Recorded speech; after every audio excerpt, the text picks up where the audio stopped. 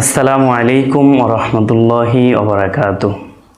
সম্মানিত প্রিয় দর্শক, আজকে আপনাদের সামনে আমি যেই বিষয়টা নিয়ে হাজির হইলাম ওই বিষয়টা হলো তাহাজ্জুদ।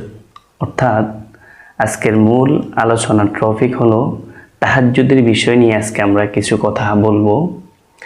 তো দেখেন সম্মানিত প্রিয় দর্শক, তাহাজ্জুদ নামাজটা হলো রাতের একটি নামাজ। অর্থাৎ পৃথিবীর সকল মানুষ যখন ঘুমিয়ে থাকে তখন আল্লাহর কিছু সংখ্যক বান্দা, একমাত্র আল্লাহ তাআলার যারা খাঁটি বান্দা, প্রিয় বান্দা, তারাই ওই গভীর রজনীতে অর্থাৎ রাতের 3 ভাগের শেষ ভাগ ওই রজনীতে উঠেই আল্লাহর সামনে তারা তাহাজ্জুদ নামাজেই দাঁড়িয়ে যায়। সুবহানাল্লাহ।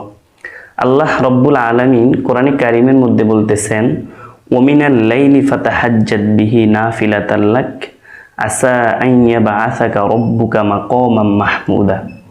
আল্লাহ রব্বুল আলামিন বলেন, আপনি রাতের কিছু অংশ, কিছু সময় তাহাজ্জুদ নামাজ পড়ুন।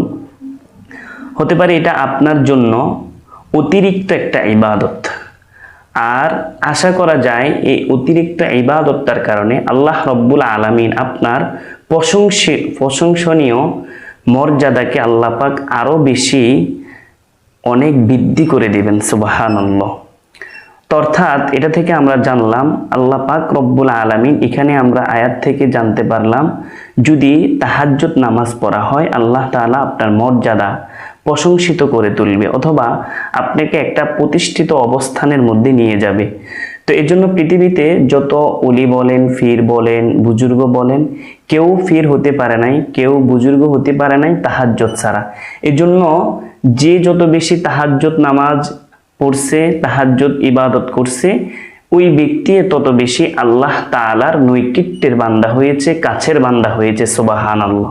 তো আমরা এটা থেকে জানতে পারলাম তাহলে আমাদেরও করণীয় হলো আমরা ওই রাতে যতটুকু সময় হয় আমাদের, অর্থাৎ প্রতিদিন রাতে যদি আমরা ইবাদত না করতে পারি, অন্তত পক্ষে হলো সপ্তাহে 1 দিন 2 দিন হলো আমরা তাহাজ্জুদ পড়ার চেষ্টা করব। কারণ কেন?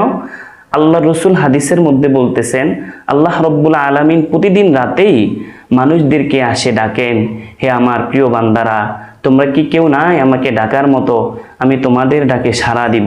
তা আল্লাহ রব্বুল আলামিন বলতেছেন, ক্বালাল্লাহু তাআলা উদউনি আস্তাজিব লাকুম, তোমরা আমাকে ডাকো আমি তোমাদের ডাকে সাড়া দিব। সুবহানাল্লাহ। আবার রব্বি কারীম বলতেছেন, হে আমার গুনাহগার বান্দারা, তোমাদের কি গুনাহ ক্ষমা নেওয়ার কি প্রয়োজন নাই? আমি আল্লাহর কাছে চাও,